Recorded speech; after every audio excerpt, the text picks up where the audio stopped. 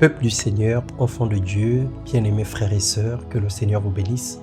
Honneur et gloire à l'agneau qui est assis sur le trône. Il a vaincu toute situation pour nous donner la victoire, la paix et la grâce dans le nom de Jésus-Christ. Ce matin, nous parlons de la victoire au nom de Jésus.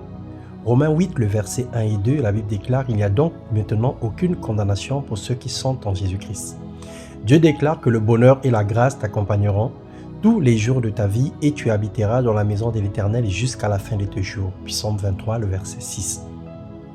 Il souhaite également que tu prospères à tous égards en ayant une bonne santé comme prospère l'état de ton âme. 3 Jean 3, le verset 2. Il ordonne que tu sois puissant et fait de toi une flamme de feu. Mais seulement si tu crois de façon correcte. Les miracles t'accompagneront au nom de Jésus. Tu chasseras les démons, tu saisiras les serpents et les poisons n'auront pas d'effet dans ta vie. Ce que tu lieras sur la terre sera lié et ce que tu délieras sur la terre sera délié. Le Seigneur nous a fait ces belles promesses et c'est la vérité.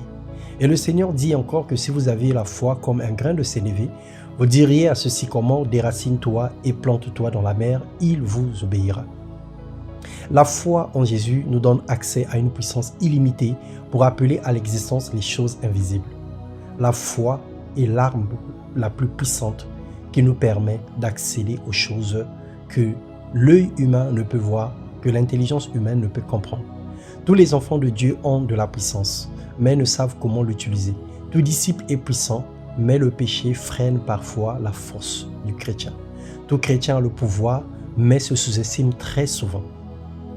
Jésus-Christ a tout accompli à la croix. Nous n'avons qu'à nous conformer à sa parole selon Jean 15, le verset 7. Si vous demeurez en moi et que mes paroles demeurent en vous, demandez tout ce que vous voudrez et cela vous sera accordé. Le combat spirituel est réel.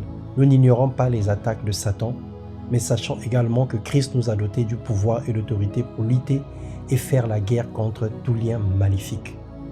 Bien-aimés dans le Seigneur, c'est un choix, c'est une décision.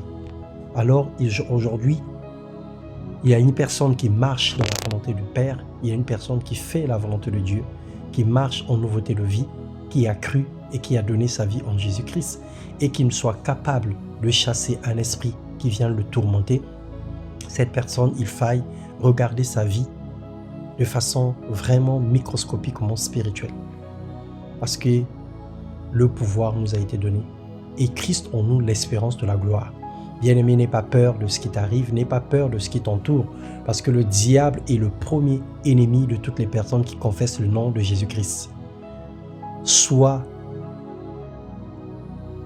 un propagateur des œuvres négatives, sois un propagateur ou celui qui publie chaque jour les choses qui ne glorifient pas le Seigneur, tu te rendras compte que tu vivras une vie paisible, parce que le diable n'aura aucun intérêt sur toi. Dès lors que tu commences à prononcer le nom de Jésus-Christ, tu te verras toutes sortes d'attaques dans ta vie. Que le Seigneur te comble de son amour et te protège, qu'il manifeste ta grâce dans ta vie et que son nom soit puissant dans ta bouche dans le nom de Jésus. Confesse le nom de Jésus-Christ et mets mal à l'aise les œuvres de ténèbres autour de toi. Sois béni au nom de Jésus-Christ. Amen.